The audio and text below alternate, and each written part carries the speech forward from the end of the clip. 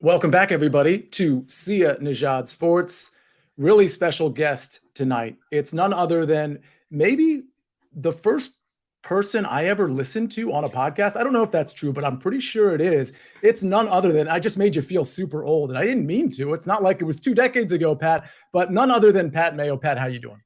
It could have been. I did my first podcast in 2010. So we're into year 13 of the Pat Mayo experience now.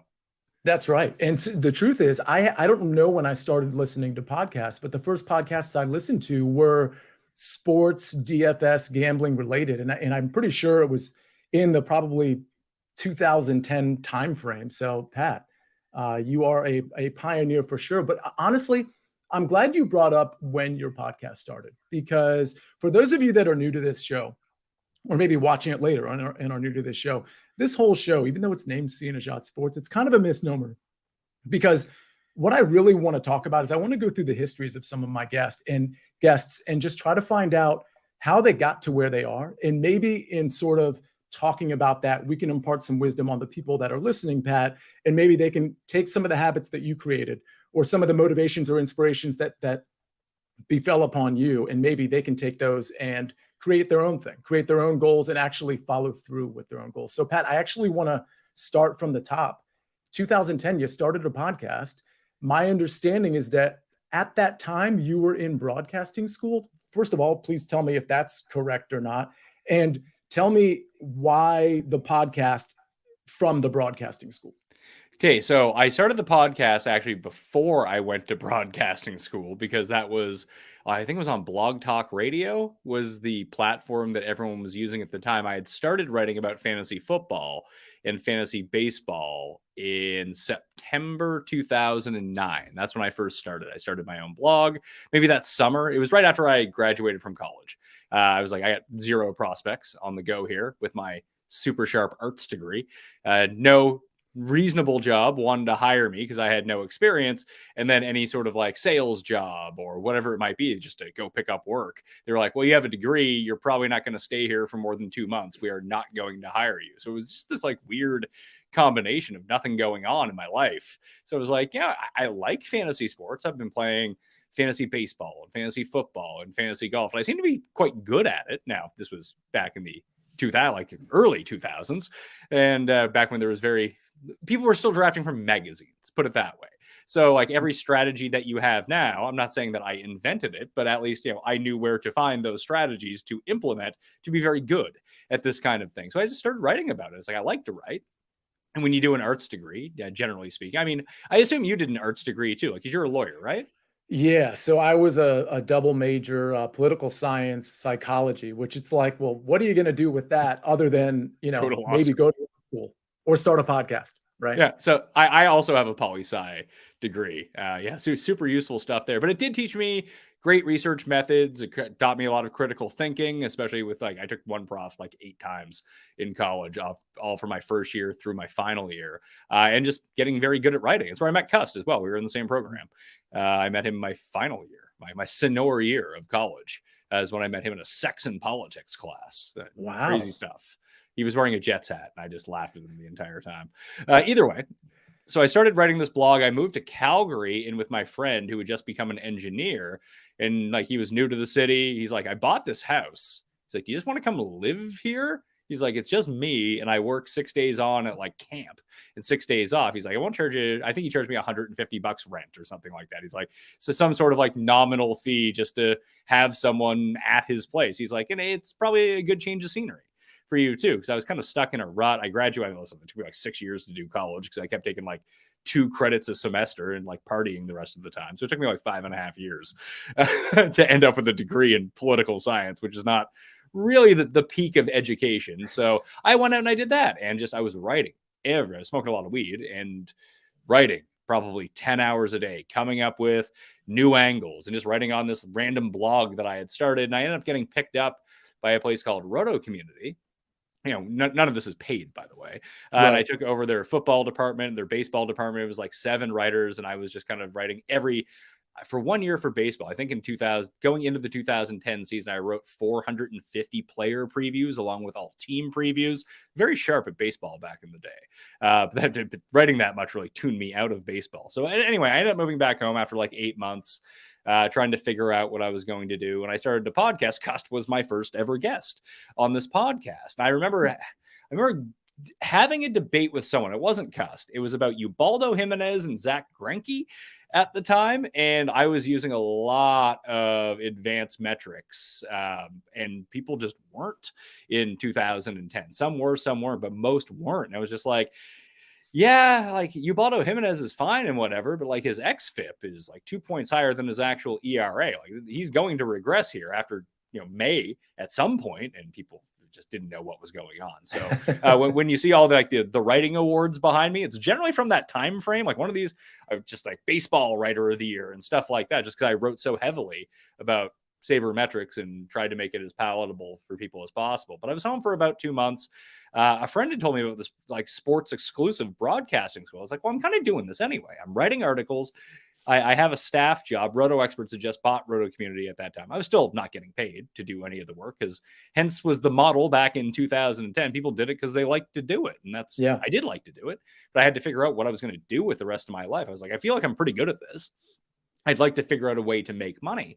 So I moved to Toronto and went to broadcasting school for the next 18 months. And from there, it was actually quite beneficial being an older student at the school. Like, it's funny how many people from my graduating class and adjacent classes that I was there with, like every 2 years. So you have the year up that people and the year down people over the 2-year program. But like Garion was in my class. Paul Shaughnessy, who's my producer, was in my class. Cody Saftik was in my class. Like a year below me, Chris Meany was in there. That's where I met all of these people. And continued to have relationships with them throughout. But I was like 24 when I went, and that was a really good age because you didn't need any previous degree or anything like that to get into the program. Like Garion was 17, I think, when I met him the first day of that program, and Cody was 18. Like, people were very, very young. Now they were very serious about it, which was good. But I was like, this is kind of my final kick at the can here. If I kind of threw away my entire like education by just partying the entire time, got nothing real out of it, I probably need to take this a bit more seriously. And there were just so many young people in this program who did what I did in college and just didn't take it seriously whatsoever. But I moved in across the street from the school. We had 24-hour access to the school, so I would essentially just go to class in the morning, do whatever. Like, it's this, you have to do like a 2-minute like sports report. It wasn't that hard once you figured out how to do everything. But I learned camera, I learned lighting, how to do audio, how to find the right microphones, how to white balance a camera, how to edit, how to produce, how to do all of these things.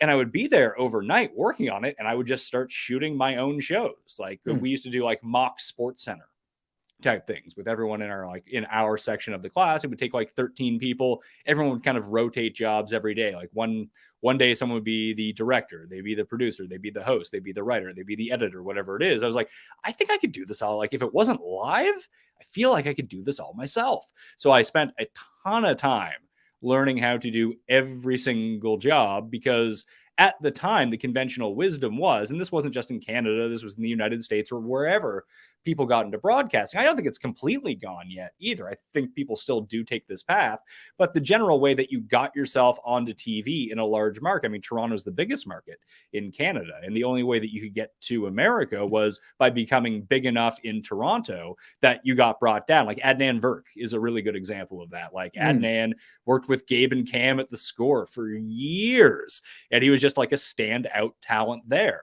And then he went to TSN, and TSN and ESPN have their relationship. They're like, holy shit, this guy's really good. So let's bring him down to ESPN. I think Adnan's been in the States ever since. He's a very big household name.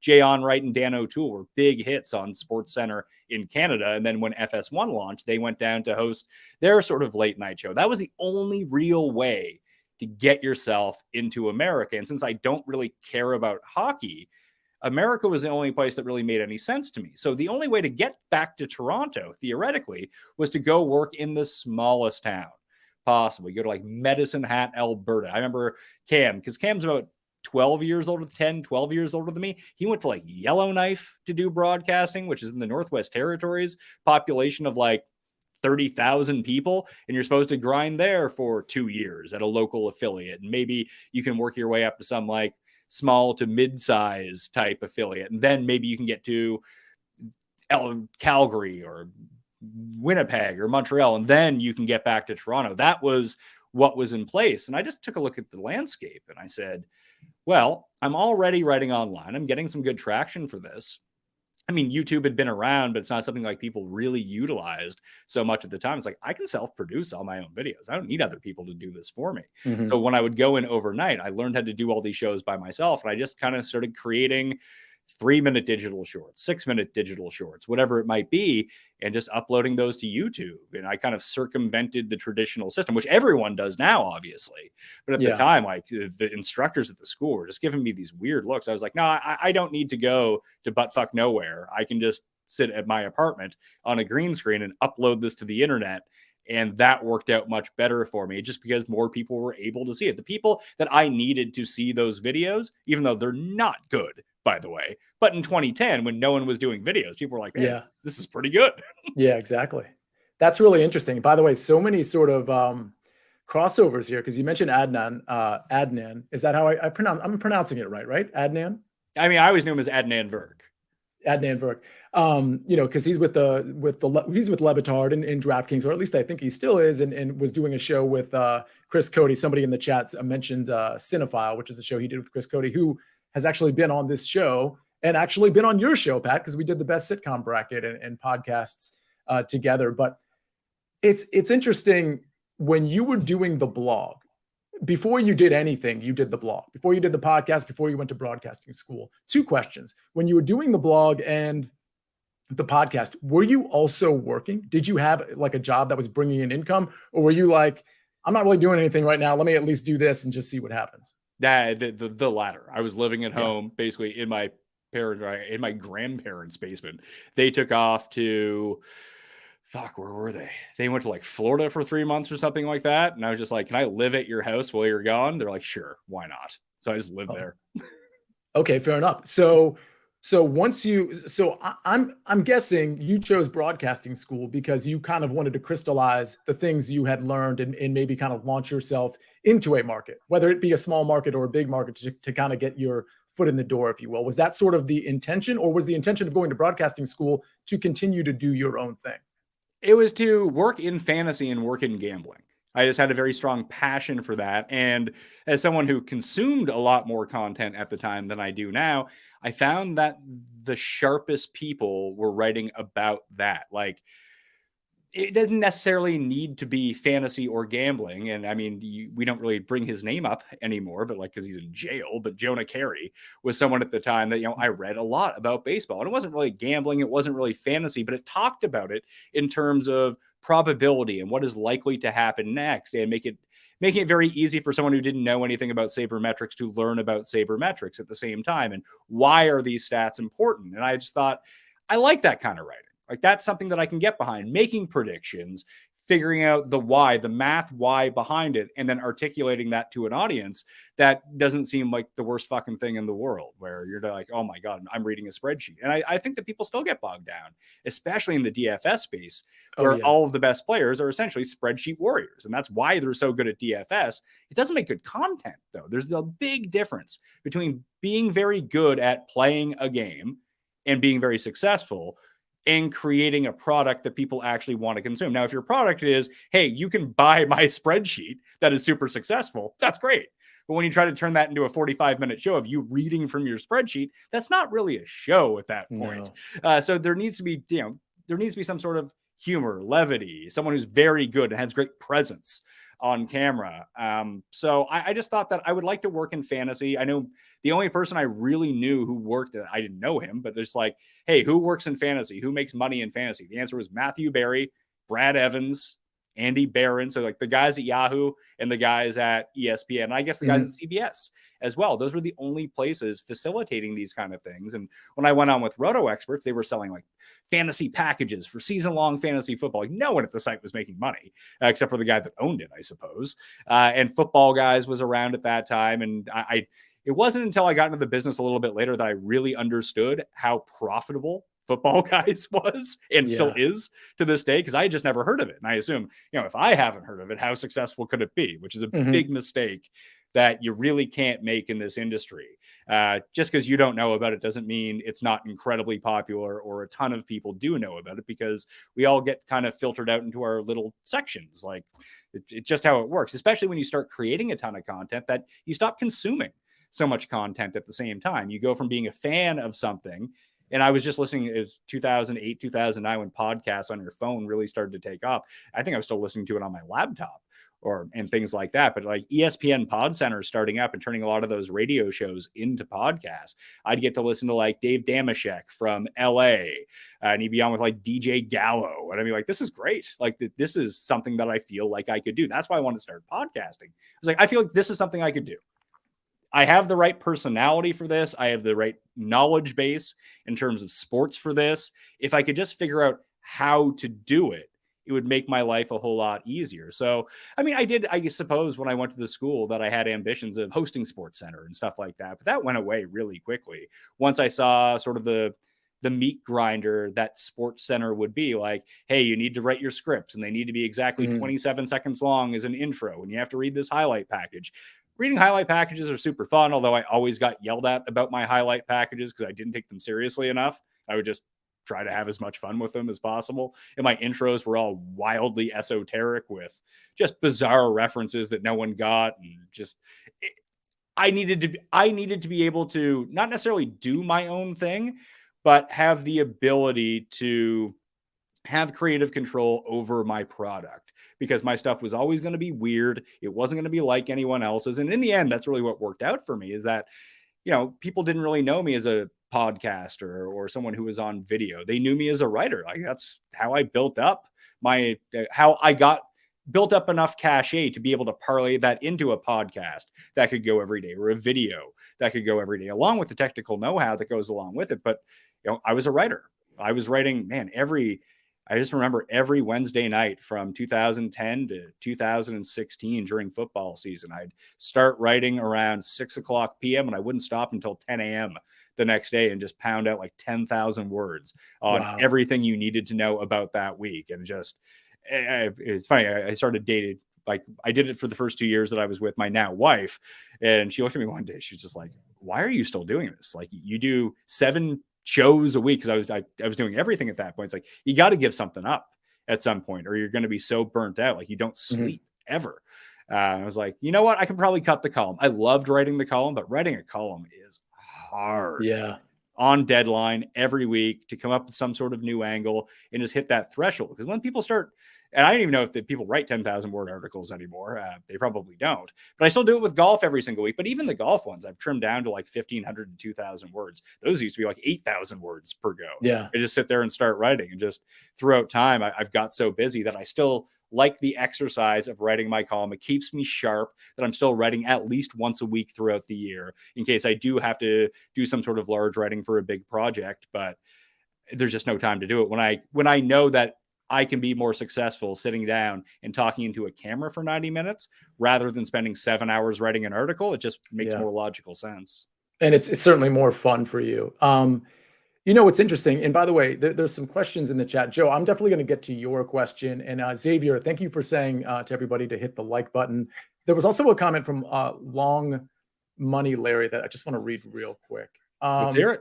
It's the sitcom tournament is the best idea I've seen on social media, maybe ever, says Long Money Larry. How do you feel about that, Pat? Well, I mean, it's your baby, so that's all on you. Love it. It is a good idea. For those of you that don't know what we're talking about, go to Pat's website, whether it's on YouTube or his podcast, and just search for the best sitcom bracket. It's a ton of fun, and I think the podcasts are a ton of fun too. There's 4 different podcasts there, and everybody, thank you for being in here. I just tweeted this out on Twitter. Go ahead and retweet it, hit the like button, do all those things. But there was one thing you said, Pat, that really rung a bell for me. I had Femi Abebefe on just 2 weeks ago. He's, of course, with VSiN, does the Lombardi line, among other things, with VSiN. One thing that really sort of, I think, launched him, and he told us this, was he immersed himself in, he's a reporter, he's an anchor, he's a sports analyst, but back in the day when he was actually working in Seattle, he immersed himself in the production side. And it sounds like you did that as well. And I feel like taking that extra step, and I know how difficult that must have been. I know from a technical standpoint, I'm not very savvy at all. And it would take a lot for me to learn what I needed to learn, whether that be going to YouTube and looking at, how-to videos or asking somebody or whatever. I feel like, correct me if I'm wrong, that was an important part of your growth because it allowed you to basically put on your own show. 100%. I wouldn't have my own show if that wasn't the case. And just even to fast forward a little bit, when we started the Fantasy Sports Network, I was its first employee. That I almost got fired at the Christmas party for drinking too much and being an asshole. That's fantastic. Fair. But they wanted to keep me around. But I was like the main panelist on our flagship show, which was Fantasy Sports Today, Monday to Friday. It was half an hour. I'd be on for 2 of the 3 segments.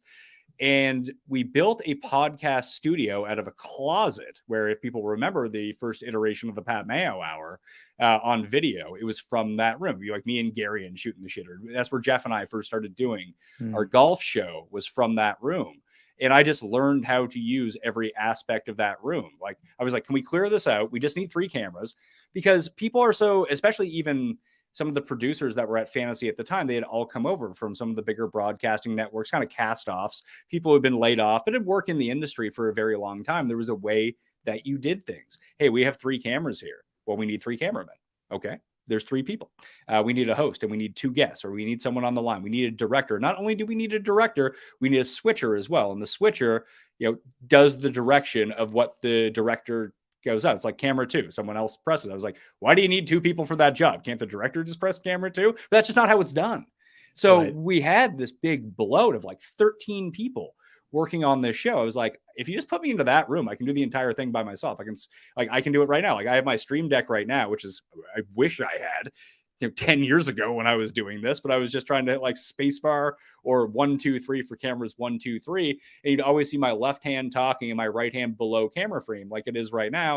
And I'd be switching the cameras in real time instead of having to go back and edit everything after the fact. So I'd switch the cameras in real time, have the guest in, and then I would take that product, build the graphics on my computer, load everything up onto my computer, and I would put the graphics in after the fact and then produce the show. The other thing that I was doing, like normally, actually, I would have my pen in my hand with my hands down and pressing the cameras. And then I would take my time codes, which I still do to this day. I still take the time codes. Like, you'd think that Paul would do that for me, but I don't like Paul to do that because I still like to edit all of the shows that, like, I want to know when a clippable moment is. Like, if like the general within 30 seconds, you'll just see me jot something down, and then instantly those clips go up on Twitter or YouTube Shorts or TikTok or whatever it might be, because I know where to find them immediately. Just that efficiency and having to do everything else. So yes, it got me on air 7 days a week, which is what I wanted, because it was no extra cost to the company. It was just me doing more work, and I didn't actually have to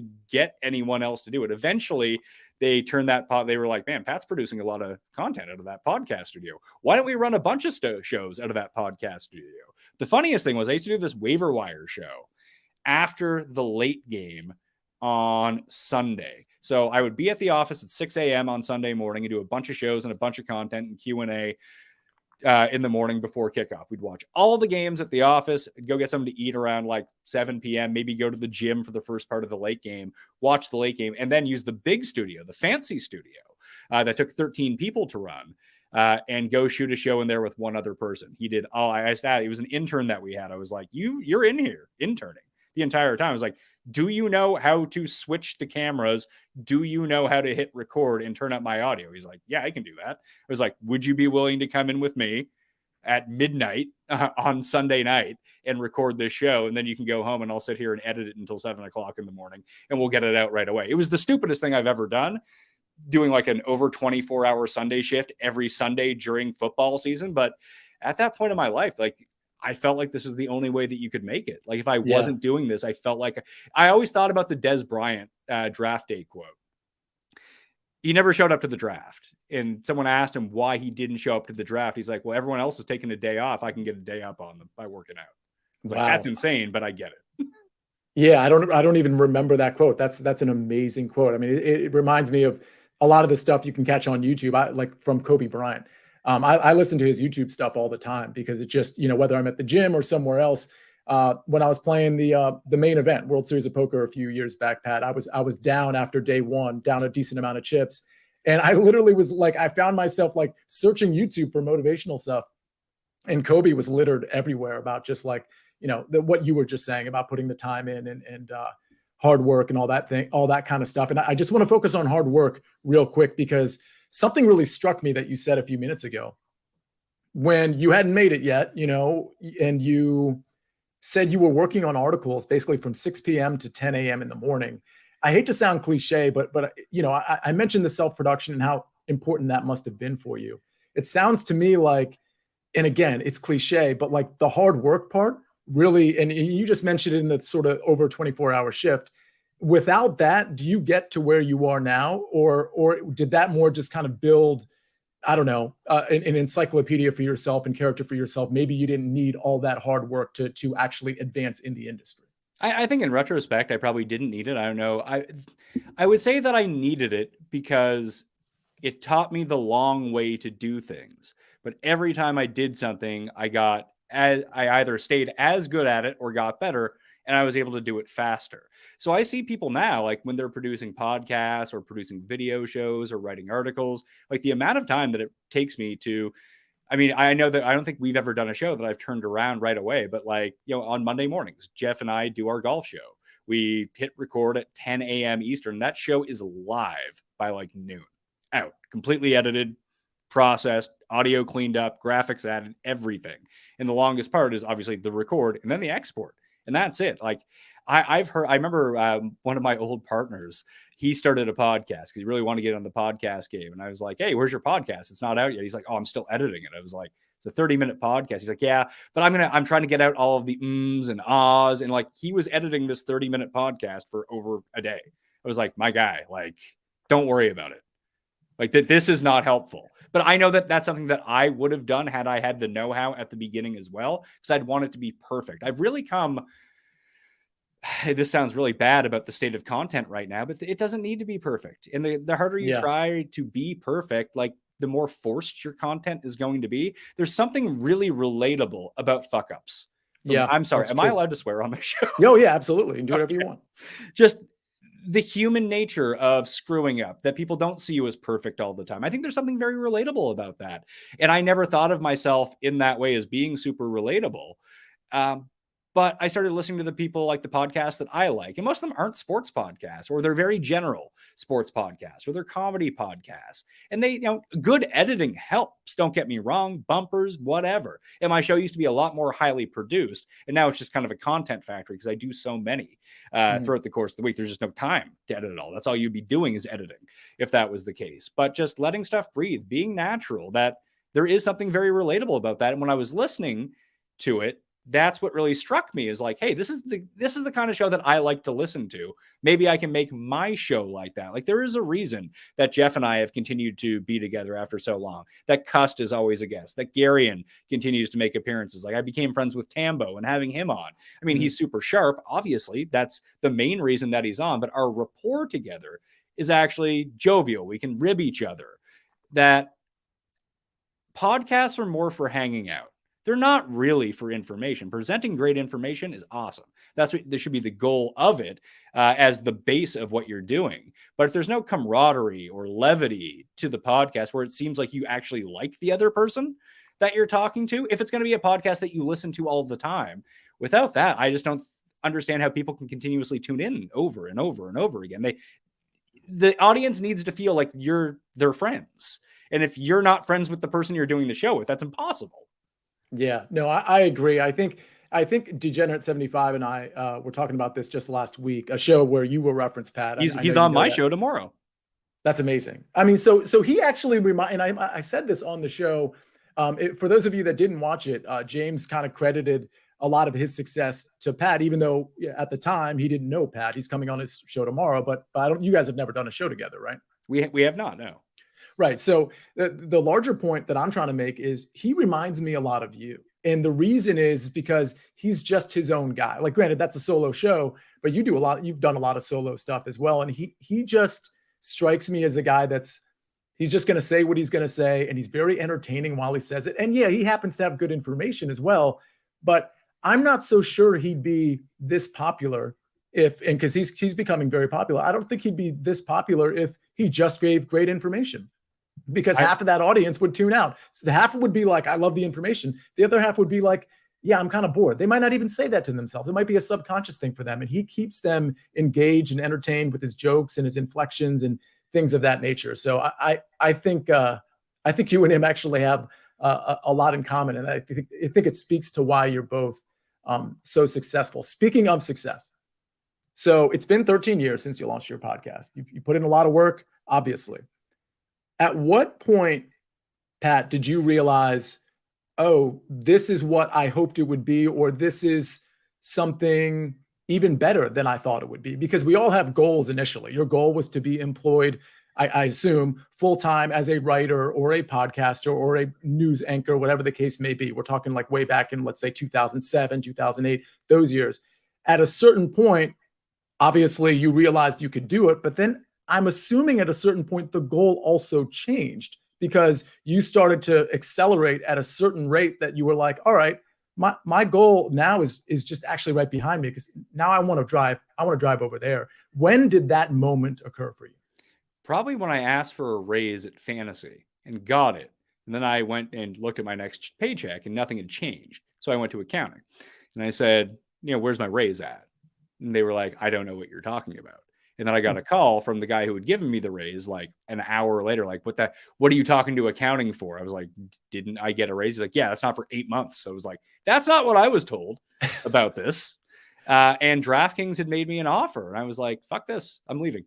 And like, I had so much sweat equity poured into that station. Like, I really felt like I built that up. Like, their YouTube was my show, essentially.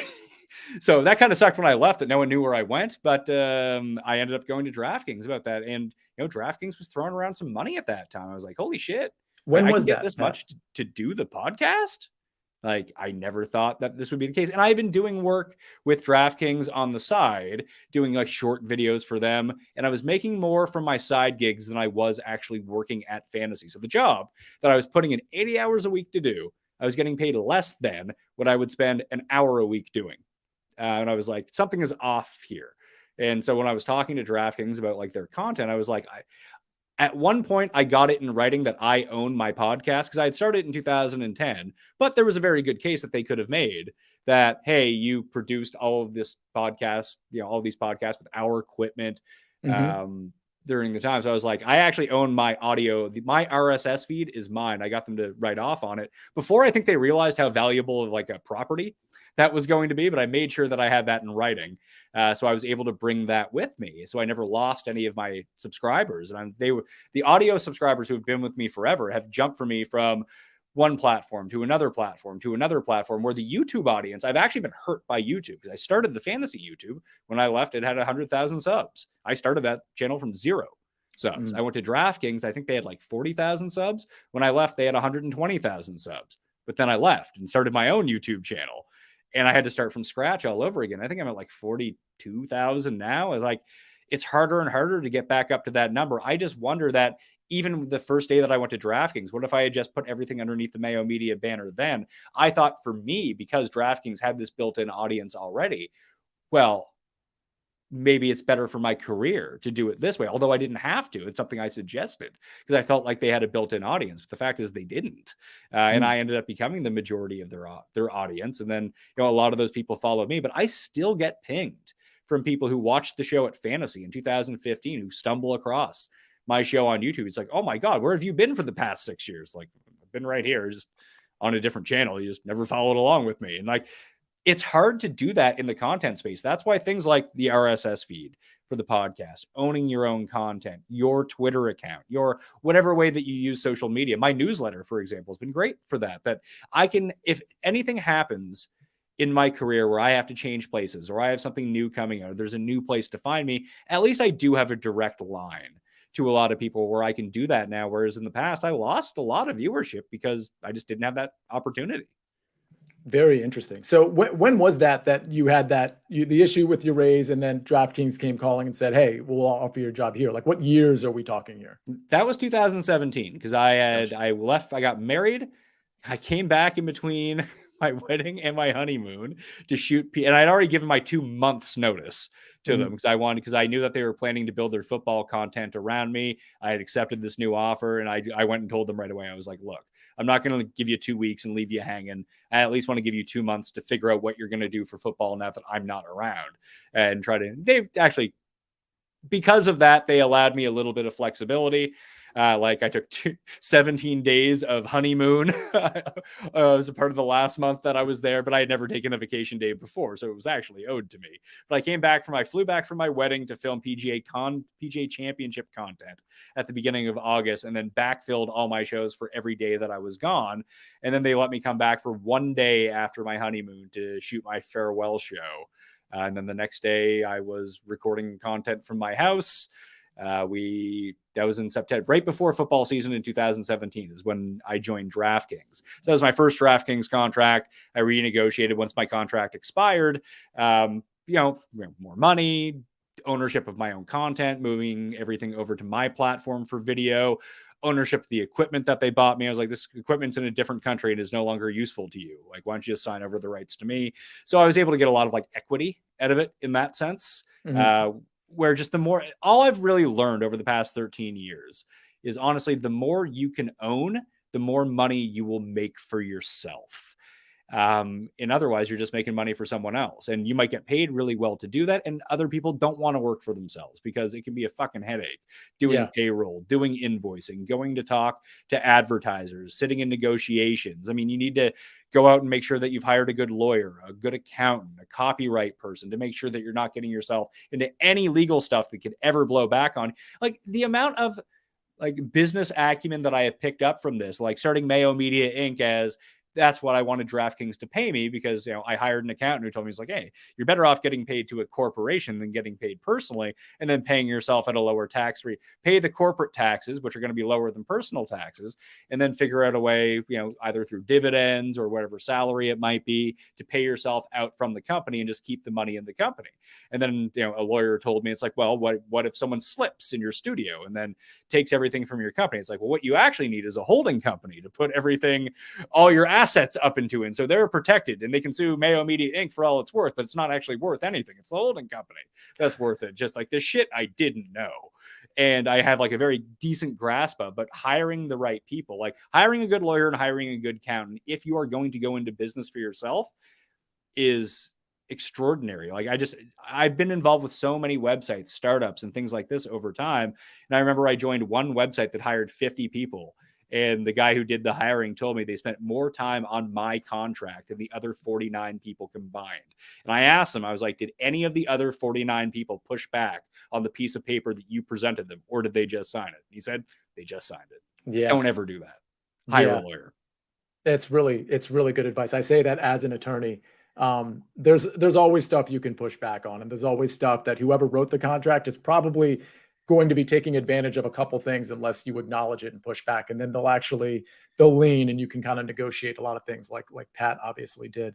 Let me ask you this. So you're going through this process, and I do want to get to Media Network too, because I'm not exactly sure. Did that spawn after 2017? That spawned after you signed on with DraftKings, then you created your own company, right?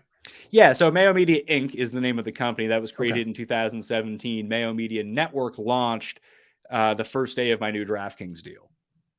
Which was in 2017 at some point.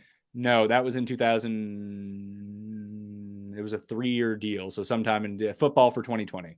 Gotcha. Okay.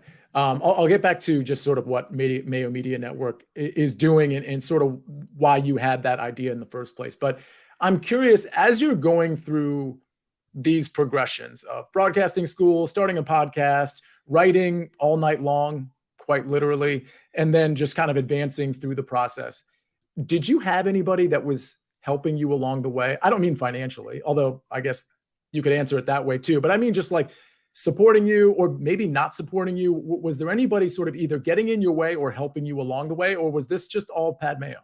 I mean, you need both a lot of luck in circumstance, and just the fact that I started a podcast in 2010 by myself was the greatest thing I ever did. If I had started in 2016, I probably wouldn't be sitting here right now. But there were so few podcasts out at the time that there's only so many you could pick from. So the timing was absolutely perfect for it. And yeah, I would say that there was people who got in my way, whether they actually did or not. I perceived them being in my way. And although I seem like a very fun-loving guy, I can be very competitive and very cutthroat and want to destroy people.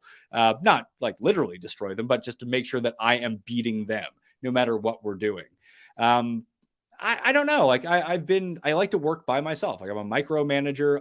It's not that I don't think that I do think that I work well with others, but I need others to be able to work like me for us to work together, if that makes a lot of sense. That's why Paul and I mean, I've seen Paul every day for 7 years now. I mean, I saw him more than that because he worked at Fight Network when I worked at Fantasy, and we were working together, but not directly at that point. But I knew that when I went out and hired Paul and told him to come with me, it's like, you work like how I work, and that's going to be good because I know that you want to work efficiently. I know that you wear multiple hats when it comes to everything. Like I don't need someone who's like, well, I don't know how to use those lights. Like if Paul doesn't know how to turn the temperature of the lights down, he's going to figure out how to do it. Like, just like I would. Like, if that makes any sense. Like, I don't need someone's like, oh man, it's 5, I got to go. Like, a part of this job is, I mean, we don't work all that much anymore. Like because we've gotten so quick. Like before we'd be working like 75, 80 hours a week, and just due to sheer efficiency with learning how to use all the equipment and doing the show for, 7.5 years now together. Like, we've trimmed down that 75 to like 40, which is fucking amazing. I get to spend more time with my kids and everything like that now. And, it hasn't hurt the quality of our product. In fact, we can do more content than ever because everything we have figured out is now just streamlined. The one thing that I have found now is that we don't take as many chances as we used to. And that's something that I would like to rectify within the coming year. Once I sign a new deal and have that nice little nest egg to fall back on, I would like to start taking a few more chances. And there might be a few things coming down the pike right now. That's a bit out of the general realm of what I usually do. Just outside, like still video, but not necessarily video podcasting, more short and even long form type docu stuff that I can help produce and things like that. But in terms of getting in my way, I think most people have been very helpful. I know a few people that were not helpful, and I don't know if that was a rivalry type thing. They saw me coming and they wanted to get rid of me or try to bury me, so I didn't take their job. But I was never after their job. I wanted to create a job for myself, and that's all it really was. Like I remember at Fantasy, we flew up a lot of the American employees around Christmas time. That's when Nando was up, and Nando's the best. But we had other people up at the same time. And after there was a Christmas party that night, and I remember stuff circulating around like the next morning when I got in on the Sunday when I came in, because we were off on Saturday. That's like, this guy says you're really hard to work with, and the rumor is you're really hard to work with. I was like, really? You find me hard to work with? I was like, where is this coming from? And apparently it came up from one of the guys who was up in the States, is that I was constantly getting on people to like, let's do some work here. Because it was a Friday and the injury NFL news drop was happening. There was a Christmas party. I was like, guys, like, let's spend the extra half hour. We'll go to the Christmas party a half hour late to make sure that our network has up-to-date information for at least the next 24 hours as it pertains to injuries. Like, this is the job. You can't just leave and not do it and update the ticker. And some people were like so turned off by that.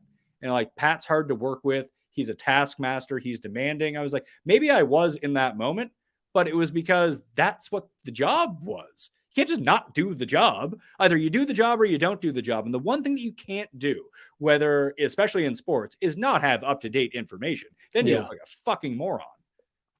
Yeah, completely true.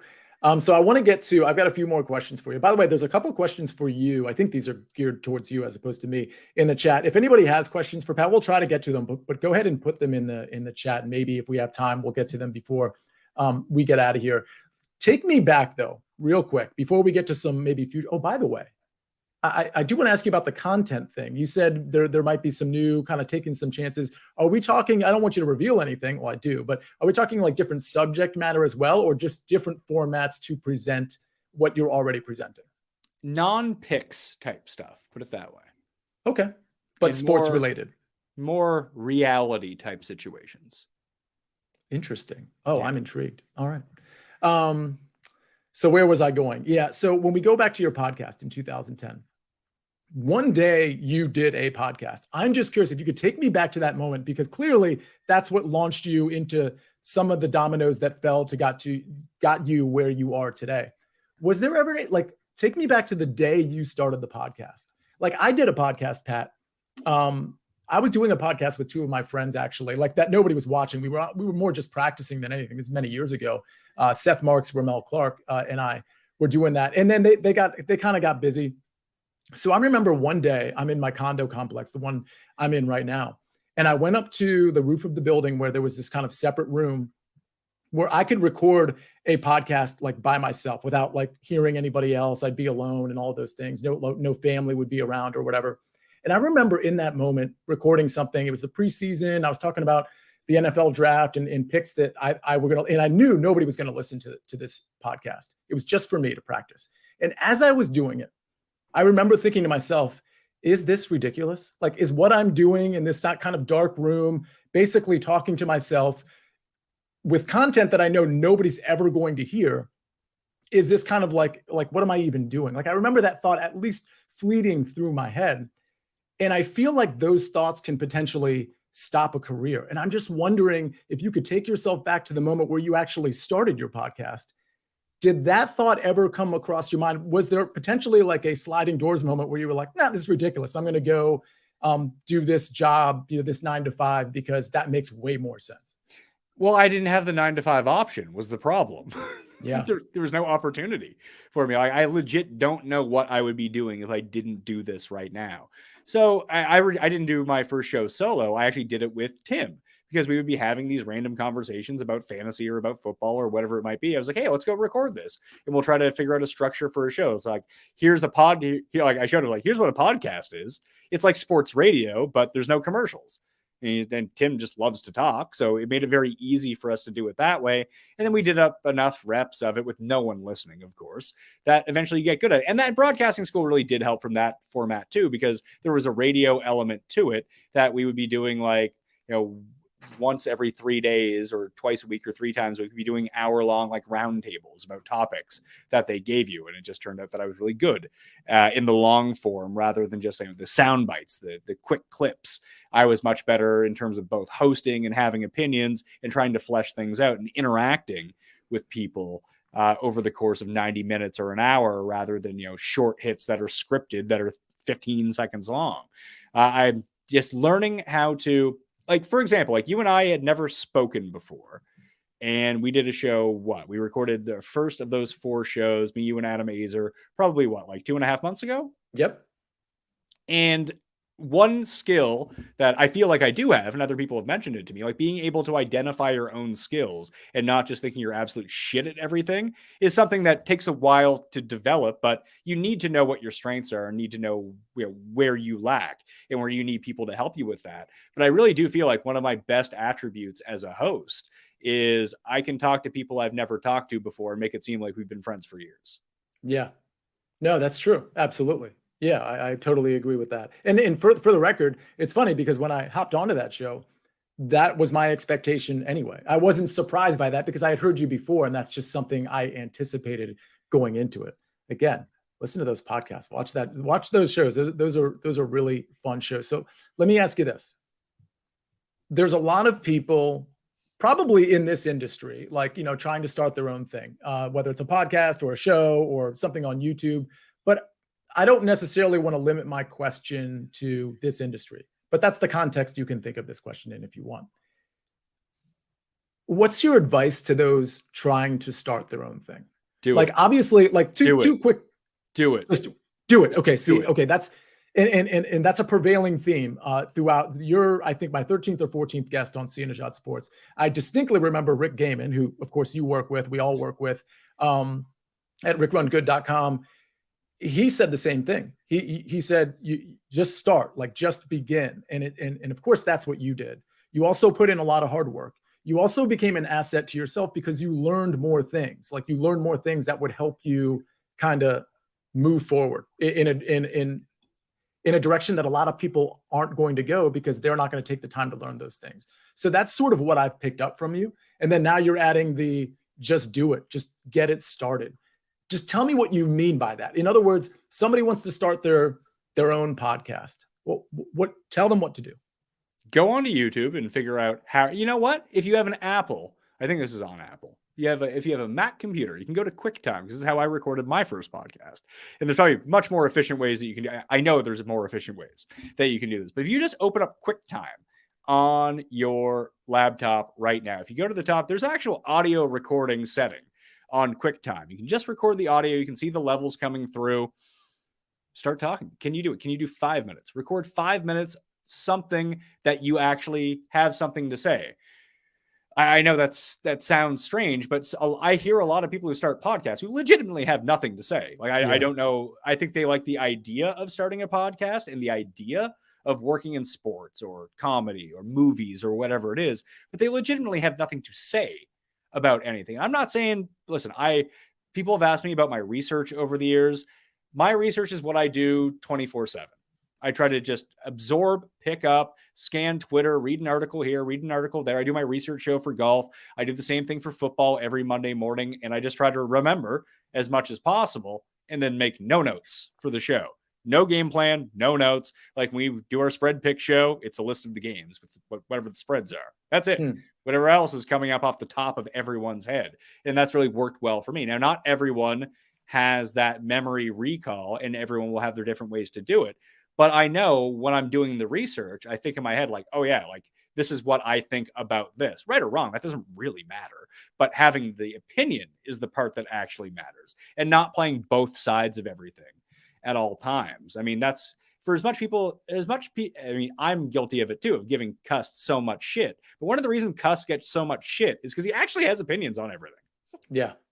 And you'll listen to podcasts where people legitimately, like, they might give out a bet, but then like there's the hedge to the bet. It's like, oh, well, here's why it might not work, which is probably a more fair and balanced way to look at it in terms of overall probability. Sure. That's not why people are listening to a podcast. If they really just wanted to pick, they would pay for some sort of pick service that emails them 3 picks a day. Yeah, that's absolutely true. Any other habits, just real quick, that you maybe have kind of honed in on over the last 15 years, that, like, whether it's something you do every day when you wake up or something you make sure you do after each show or before each show, anything you can impart on others that maybe they can adopt and put in place for their new venture? I don't really get amped up for shows anymore, which is good. Like, I try to come in with a low heart rate. Like, you need to always have a certain set of nerves whenever you're doing a show, but I've had bad nerves sometimes in very like live settings. Everyone does. Like, the first time you do something, you're going to be very nervous about the situation. It makes you bad on air. It makes you jumpy. You're trying to be too funny. You don't need to try to be too. If you're a funny person, you're just naturally going to be funny. You don't need to force in the jokes. You can put in a quip here, a quip there, but don't ever have that shit pre-planned, because it's going to sound very noticeable when you're making your hack jokes. You're not a stand-up comedian. You can be funny without being like a professional comedian.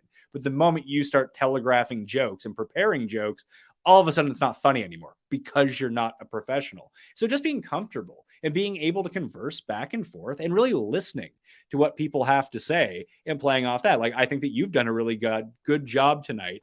I know that you've had a list of questions that you wanted to ask me, but it seemed like half an hour ago you threw out the stock questions that you had, listened to what I said, and then had follow-up questions or something you found interesting about what I said and followed up with that. That's what makes the show good. That's what makes a host really good, is actually listening to what the guests are doing. And that way you're not just, because I'm sure you've heard it before too, especially when you're doing like 10-minute segments on the radio or something. Like, people have 4 questions and those are the 4 questions that they have to ask you because they're not listening to you. It's just like, okay, next question, Pat, here it comes. Who's going to win this week at the Masters? Like, I just told you that. So it's funny because my attorney days, I practiced law for 13 years, trial attorney. I sat in a lot of trials, tried a lot of cases, but I attended a lot of depositions. There were so many attorneys that would walk in with basically a script of questions to ask because they were nervous and they were unprepared. I mean, really what you're talking about, Pat, is just being prepared. Your heart rate will go down in correlation to how prepared you are when you come into a big moment. But in those depositions, there were so many people who just they were practically reading a manuscript, and the deponent, the witness, would respond to it. and typically would give sometimes incriminating things or revealing things or things you'd want to pick up on. But because they're so beholden to their little script and their deposition questions, they just go right to the next question. And there were like 10 other questions they could have asked just based on the previous response, but they weren't listening because they just wanted to get through their script. So, I mean, I think that applies across all disciplines. I think it's really good advice. And frankly, I think it comes down to being prepared. You are always immersing yourself in information. And so when you show up at your own show or any other show, you're generally going to be prepared. So I totally agree with all of that. And like go ahead. even like you sent like a rundown of sort of the questions. I didn't really look at it Yeah. because I don't like to know what the questions are, because I've had guests and like I've had to cancel guests sometimes about football or about golf or whatever it is I was talking about, because I'd be like, yeah, we're doing an hour. They're like, what's it on? I was like, football. They're like, yeah, but what specifically? I need to research. Like, you're not equipped to be on this show if I need to tell you what we're talking about, because I need my guest. I can't have, like, there are guests that I have that I feel like know less than me, but they're more fun guests. If I have someone on that I'm trying to like probe for information, you can't know less than I do about something, like freewheeling it. Like, you need to be able to come on to tell me things. That's the whole point of the show. If not, I'm just hosting this by myself at this point. Or I'm going to host it with like my buddy and we can just bicker back and forth and make it fun and I can present the information. No, you're on the show because you have more information than me.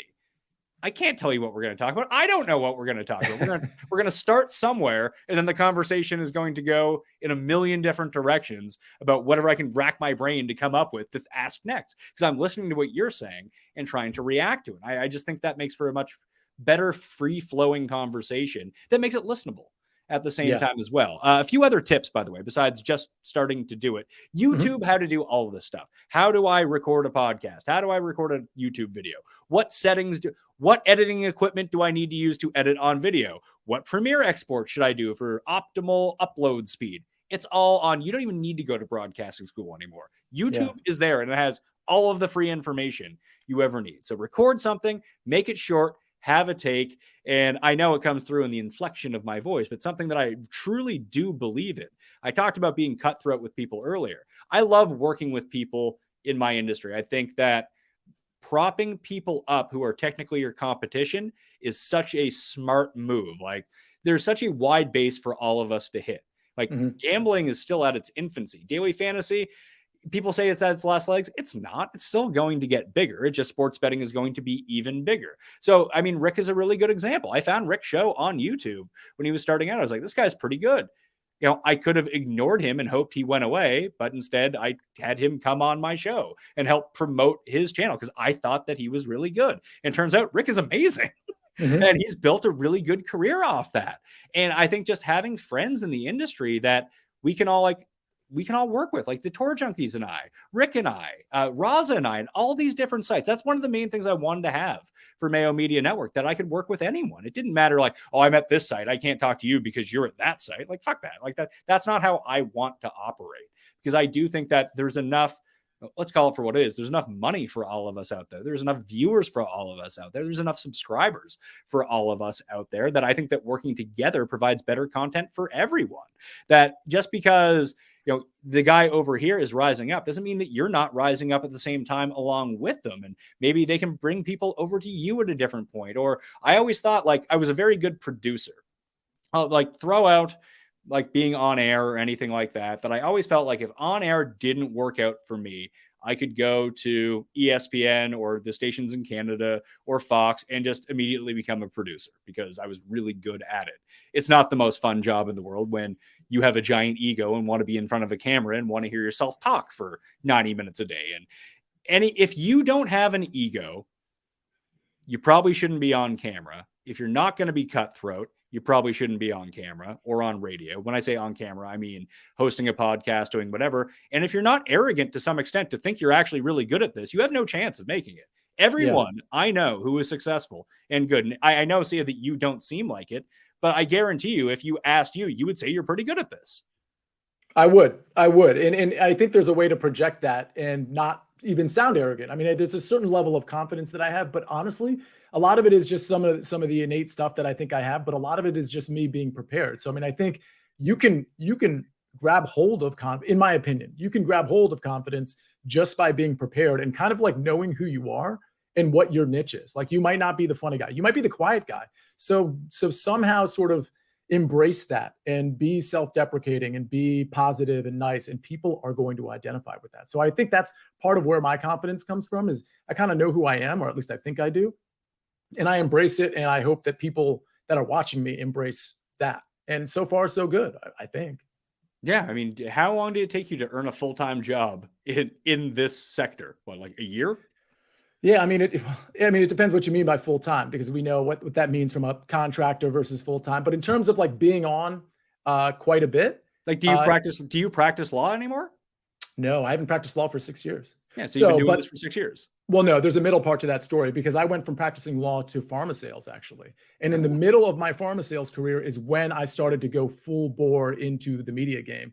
And then it was just the last 6 to 8 months where I dropped the pharma thing and I started doing this full time. So in terms of what I'm doing full time, I've actually only been doing it for about 8 or 9 months, but I've really kind of been doing it for 2 to 3 years, because I was burning the candle at both ends, kind of like you were. I had my day job, and then I was doing all of the sports analyst stuff and CBS and Win Daily and all that stuff at night. And you joined at a time and got in. So, I mean, your ideas about what you should do to get started in this business, I think, are actually much better than what I have to say. I joined at a time when I thought a lot of people were doing it. They were not. You've entered the market at mass competition.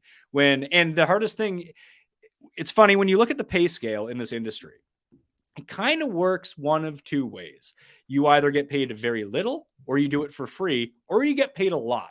There's not really like a mid-tier of pay scale. I'm sure that there is amongst outliers, but it's either you get paid a lot or you get paid nothing, because there's always someone willing to do this job for free. That's what makes it so difficult to make this into a career, is that people will I actively did it for free for 3 years. Like, I took on like side writing gigs to pay my rent, but the main thing that I was focused on was something I was doing for like 40 hours a week for free. Yeah, absolutely. I mean, you got to be willing to do that. I mean, I think from my perspective, which is vastly different than yours, and you're selling yourself short a little bit because you worked so hard and you were smart enough to, again, be an asset to yourself by learning so many different things, which just frankly, you were probably in the 1 or 2 percentile that did that just harnessed all the possible skills you could harness and then just kind of like used it all.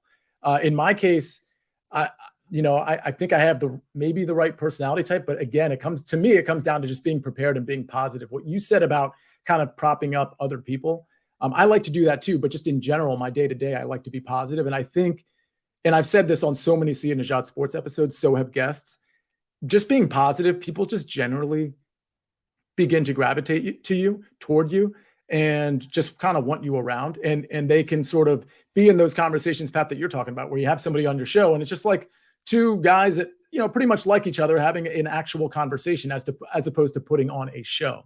And I think if you kind of emit that type of positivity and you work hard, the quote luck will start falling your way. Well, I think that's a really interesting niche. Like, I mean, the internet is not a super positive place to begin with, and you do espouse a lot of positivity. And I do think that is what makes you different from a lot of people, where if you tune into my show, it's just mean-spirited humor for 90 minutes. It's Arrested Development for 90 minutes. A lot of it is. I think that's like, even when we talk through the sitcoms and the type of sitcoms that you like versus the ones that I like, like Arrested Development and Veep are the ones that pop to the top of my mind because they're the meanest things on TV.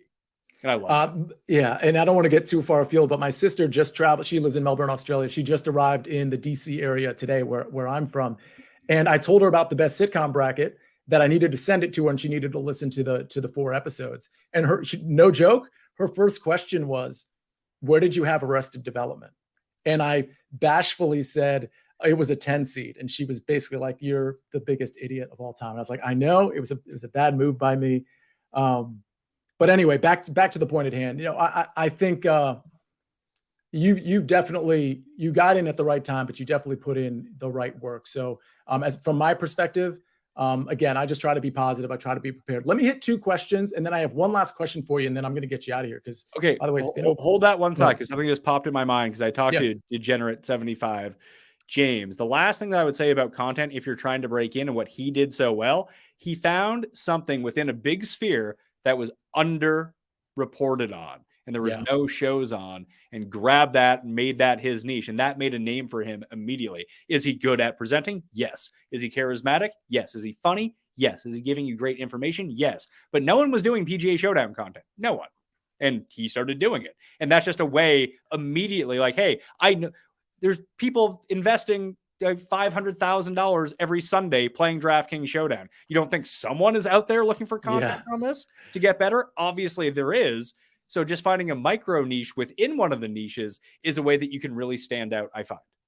I think that's something that people just don't give a lot of credence to. They don't give a lot of time to because they're so focused on working hard that they're not really taking the time to work kind of smart. That initial idea is going to make that hard work pay off. And if the initial idea is the same idea that everybody else has, then you better be like the best person on YouTube or the best person on any podcast, because that's the only way you'd separate yourself if you don't already have a great idea. So take the time, like journal it. Like this is something I talked with Greg Ducharme about, who was actually Pat, my first guest. Write things down, like get a game plan down and be beholden to the game plan. It'll give you a level of accountability if you actually write things down, whether it's in your schedule or whether it's an idea, and then you can kind of put those ideas in play. So I absolutely love that.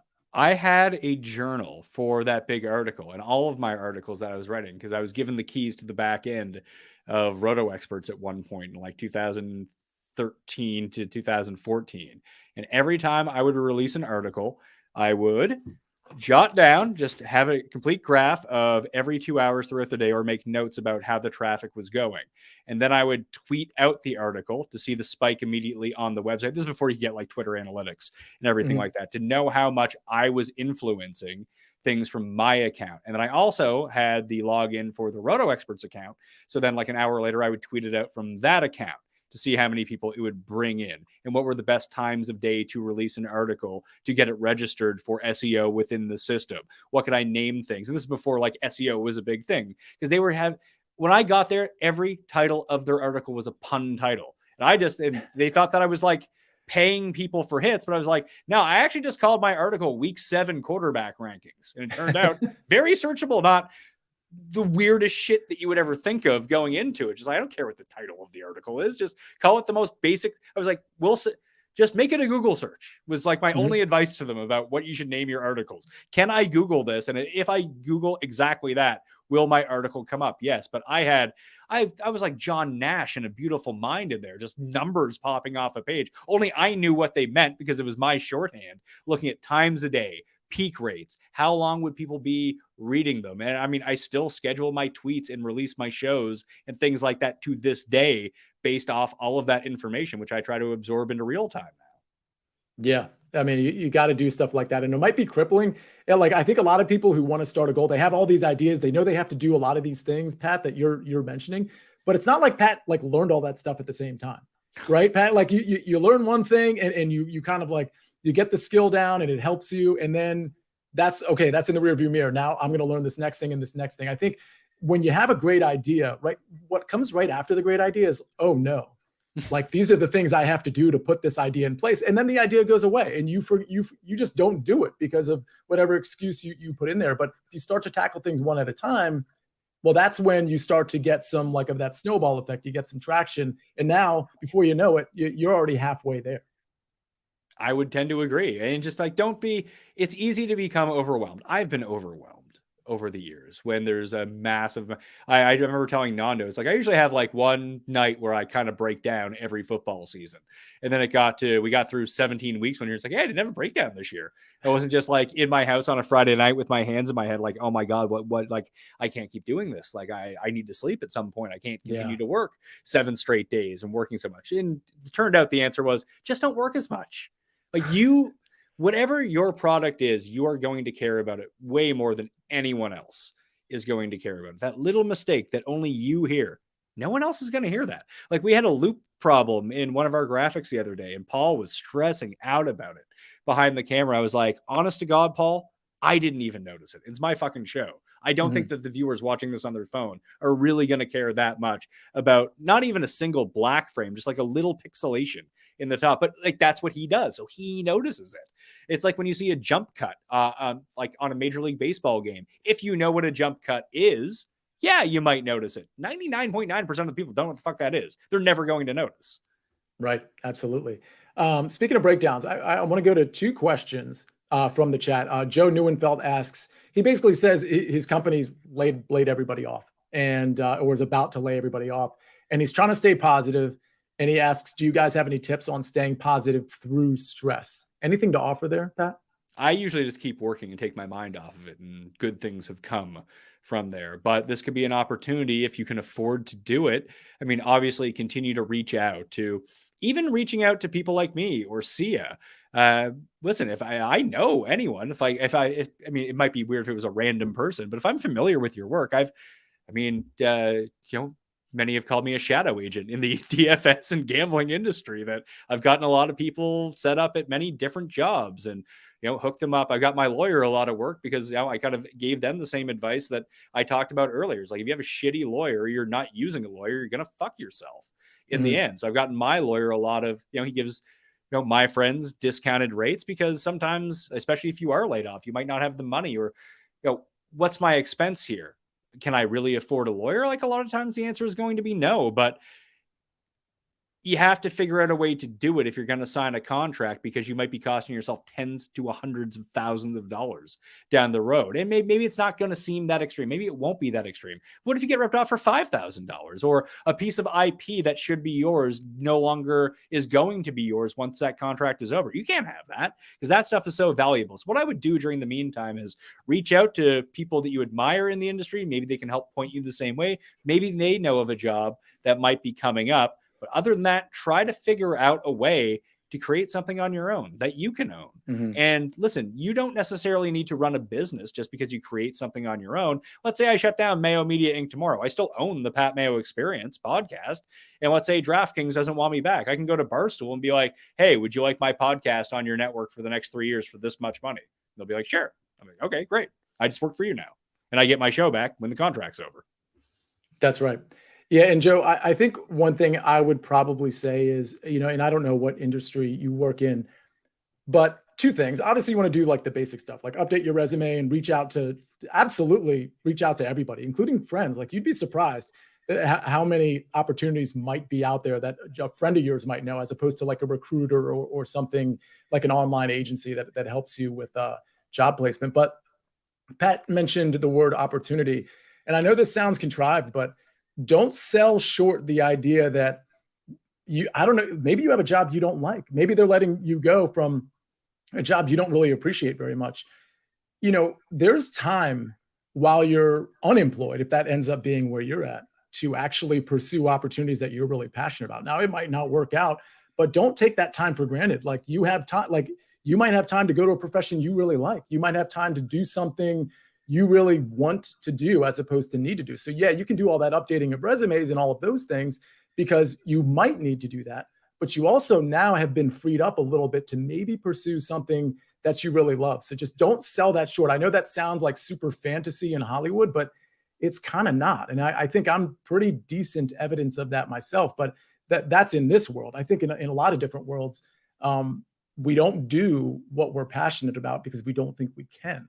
But that's not necessarily true. So be practical, but be idealistic at the same time, because you might be able to, this might end up being an incredible opportunity for you. Pat, the next question, and there's sub questions here. I'm just going to ask you the main question. When you were getting started, this is from JB. When you were getting started in podcasting, what was your biggest fear? That no one would listen. And they didn't until they did. Yeah. And I'll ask one of the sub questions. How much time did you put into structuring each episode? 0. Interesting. Even back then? No, I always just thought, this is a conversation that I'm having. I like it. Yeah. Because again, if you get bogged down in the details of structure, the show's not going to flow, right, Pat?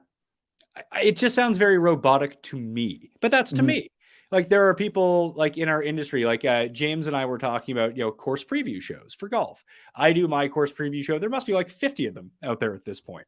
And like mine, and is very similar to his, that like, it's going to be injected with our personalities. I try to make it as upbeat as possible while I'm reading off of a spreadsheet and and you have to think too, like, I'm trying to articulate this both for the people watching the video, but also the more people that actually listen to the audio podcast of this, because my audio audience is like 10 times what my video audience is. So I need to be able to work it around that I'm explaining the visuals on the screen enough that people would want to listen to this as an audio podcast as well. And then, we try to, add in our jokes, make our quips, do whatever, keep the energy very high.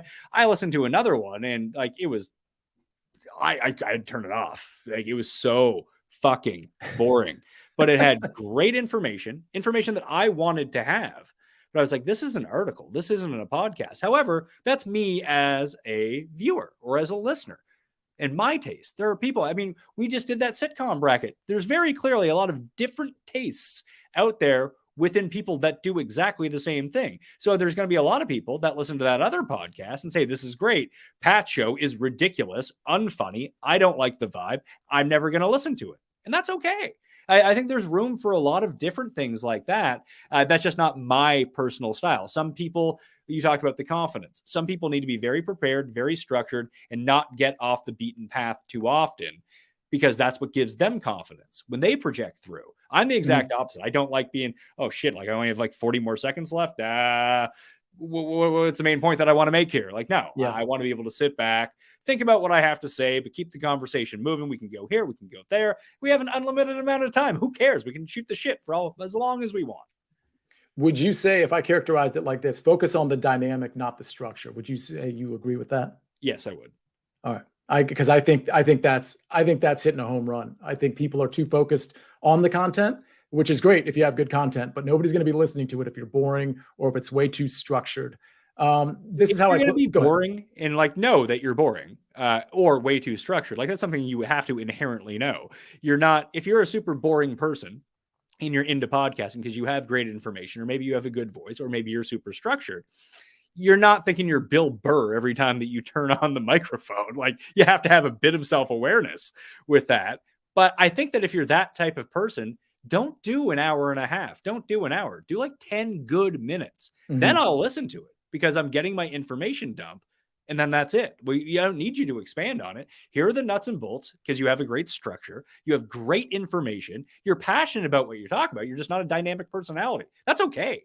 Not everyone is going to be a dynamic personality and have charisma and be able to articulate that through. But if you have great information, just make it short.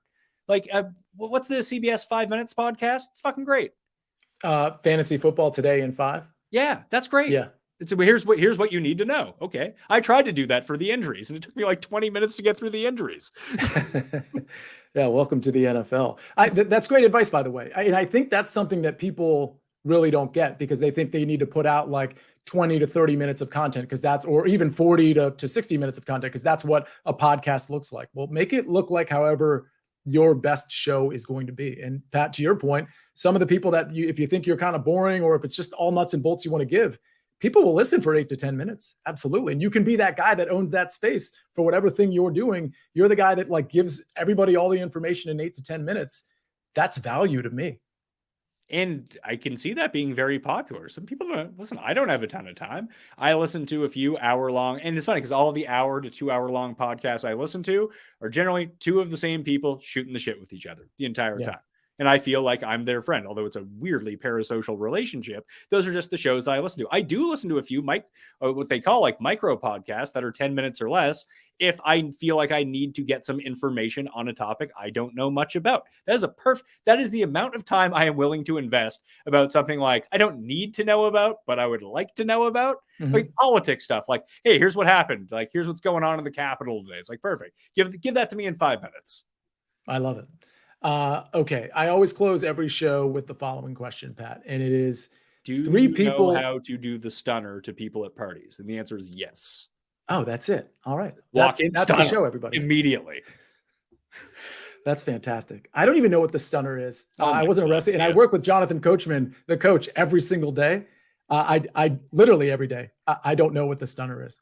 I feel like you need to hook Coach and I up together. I feel like I've never talked to Coach. I remember watching him on TV fucking 20 years ago. And to see him on with you now, I think is super cool. And on with Rick at the same time. But I just feel like we would have a good personality, not clash, a good personality mesh. coaching. Oh my God. Just say the word. I'm sure he'll come onto your show. If you, I mean, you guys would be so, the dynamic would be awesome. I think you absolutely should get together with him. I feel like he treats this job very much like how I treat the job. Oh my God, 100% true. Okay, first of all, my second Sia Nejad Sports show was the coach. And I'm telling you, some of the stuff you said today, it's just occurring to me now, was verbatim what he was saying. I mean, he is constantly working at his craft. He does not want to work with people that are not constantly working at their craft, no matter how good he thinks they are or they think they are. There's always room for improvement. There's always room to get better. That is something that he like really firmly stated on Sia Nejad Sports just a few months ago. So, I mean, you guys are of the same mind 100%.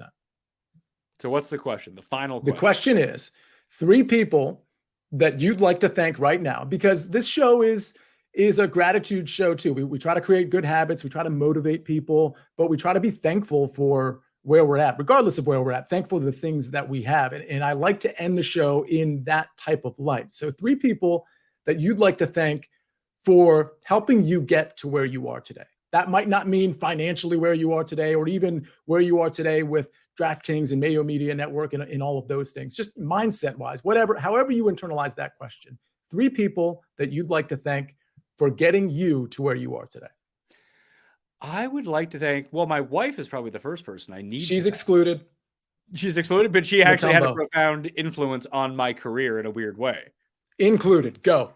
So she was the one who kind of got me on the rails. Like, I'm not going to lie to you. Like I told you, I partied pretty hard in college, and, I ended up getting through that. Even when I was working the 80 hours a week, I was spending the other 40 hours not sleeping, but being awake and partying the entire time. And then I met her and just kind of calmed down. Like I was able to take a breath when I met her, and I wouldn't say it straightened my life out. I'm still out having fun, but I'm not the party animal I once was. Also, because I'm old now and just can't get through it anymore.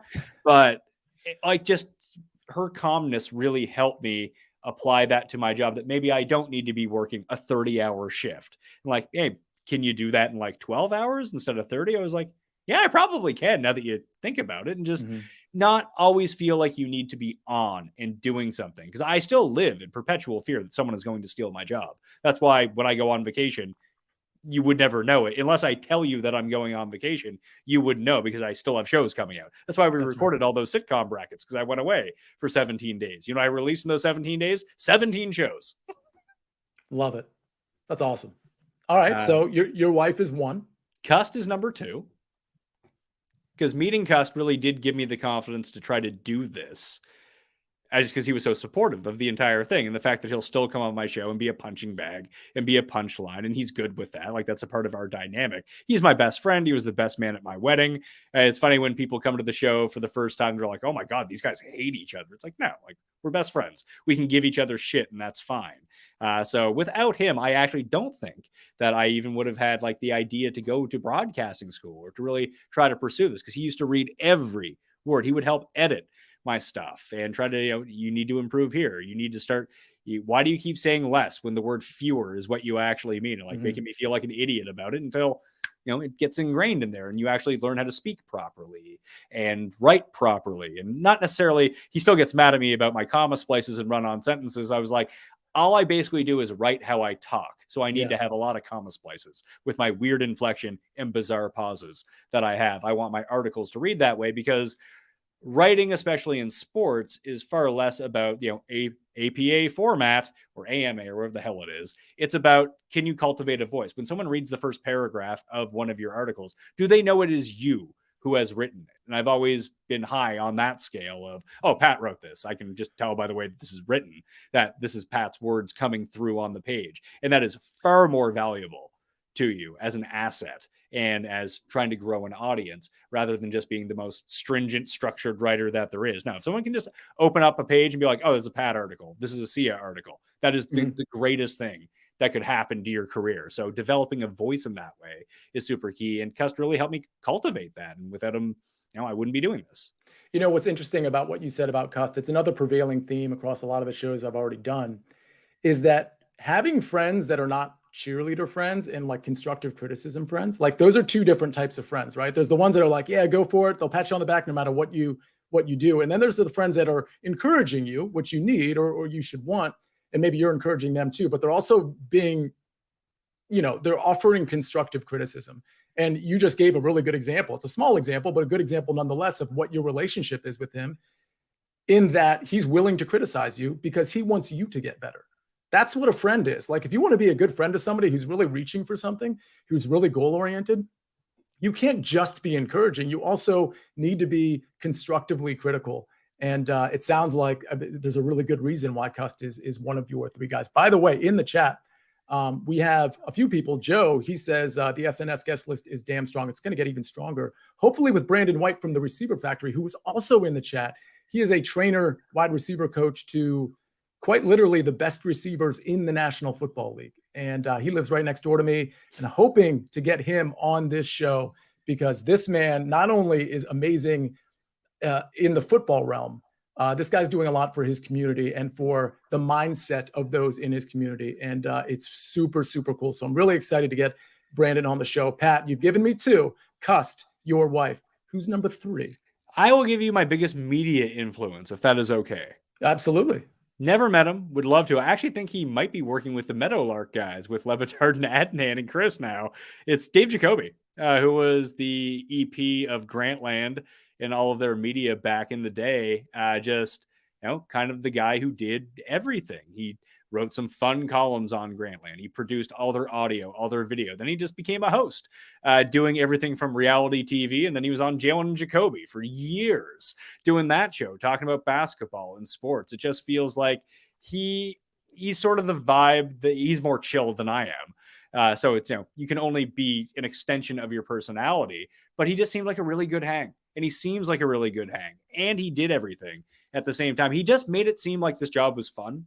And that every part of the job, whether it was producing, whether it was audio mixing, whether it was setting up segments to film like in a really weird studio to being on camera, he just made it all seem fun. And to listen to him felt like the biggest hang in the world. And that's all I ever really wanted my show to be. I love that. Let me ask you this before we get you out of here. Mayo Media Network, is there anything we should be looking forward to that's like on the horizon? Listen, I think everybody in the chat or anybody who's going to watch this show probably knows who you are, probably knows the Pat Mayo Experience, a podcast you absolutely should be downloading if you haven't already and listening to on a daily basis. Obviously, you have your YouTube channel, which people can find just by typing in Pat Mayo or the Pat Mayo Experience, either way. But with respect to all the other stuff you're doing, anything that we should be maybe looking out for? There could be something, might be something coming in the new year that's not on Mayo Media Network that is featuring me.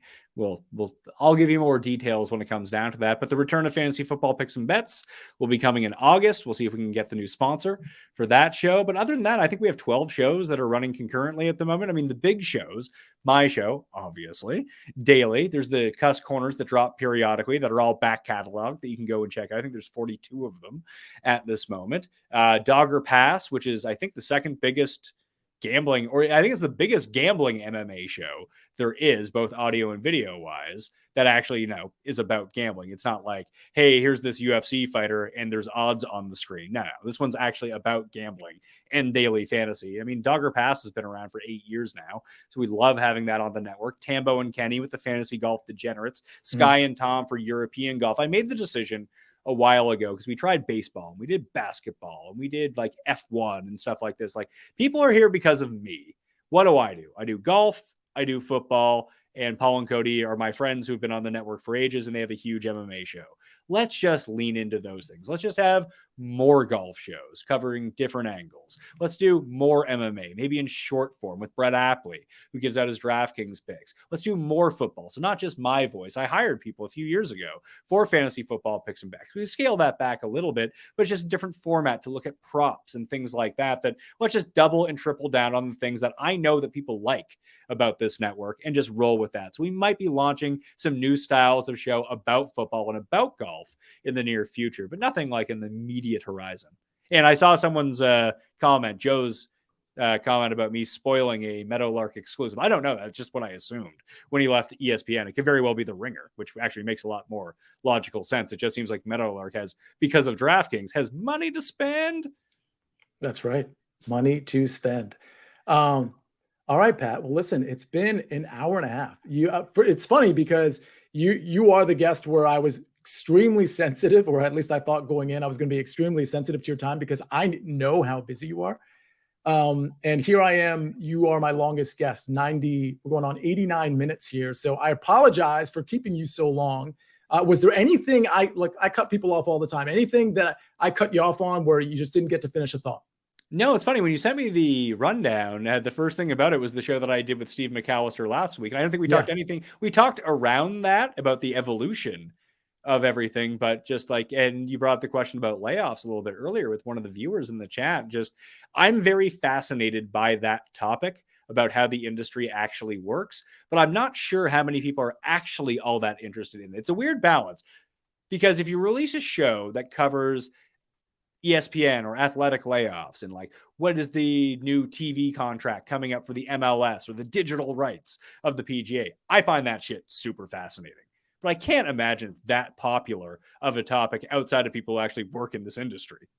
Well, I think when you get into stuff like digital rights and things of that nature, especially when it comes to soccer, which isn't a huge sport quite yet, I think people will kind of tune you out. But I thought what you and Steve talked about, that show was last week, I believe. I thought it was really interesting because what you're really talking about is the landscape of media. And it's not just people who work in media, it's people who internalize what the media is providing. And so I actually think that's because you talked about it, I think, in a really much more macro than micro level. And I think that's interesting to everybody, to be honest with you. Yeah, I always try to approach things from a macro level, especially stuff that I'm not like it's funny because would you consider me an expert on that area? Yes or no? You're talking to somebody who's an attorney, and like the expert thing is I have such a high sort of threshold for that. I would say no, but you're in the hemisphere of it. Yeah, like I feel like I can talk about it because I have a lot of experience within the business, but there are certain elements of it I just don't have any clue about. All I can do is speculate upon it. And so the only way that whenever I approach a subject like that, I try to take a more macro view of things because I think that speaking about something a bit more broadly and trying to focus in on one or two micro things that I actually do have experience with is really the only way that I can actually talk about it and seem somewhat credible. Yeah, I mean, also you're so fully immersed in most parts of the industry that I suppose you would actually qualify as an expert on that topic. Sure, but let's say like something about the New York Times laying people off at The Athletic. Why? I mean, I have my theories on why. I'm probably right, but I don't actually know. Yeah, that's fair. That's totally fair. Yeah. All right. Well, Pat, thank you again for coming on to Sia Nejad Sports. I look forward to working with you in the future. I'll tell you, there's one show idea, or I should say show concept, that I actually think I'm surprised. I'm not going to say it here. We'll talk privately, but you've dove into these waters before. I'm surprised you're not in there because I think the breadth of what you can do, Pat, in your universe, I think it's super wide. And I understand just being like kind of narrow and just like hammering home the thing you're really good at. But Pat, I think you're good at everything. I'll be honest with you. And you were good enough to come onto this show. So I really appreciate you for that. An hour and a half. I can't believe it. I'm sorry I took so much of your time, but it seems like in the chat, it was extremely valuable time. I know a lot of people will watch this after the fact too. So Pat, thanks again for being on Sia Nejad Sports. Really, really appreciate it. And everybody stay tuned because we've had 13 episodes so far. If you haven't watched all of them, I highly encourage you to do that. But we're going to have 13 more and then 13 after that. This is going to be a show that is going to stay with you. So make sure you subscribe, make sure your notifications are on, and we'll see you on the next one here at Sia Nejad.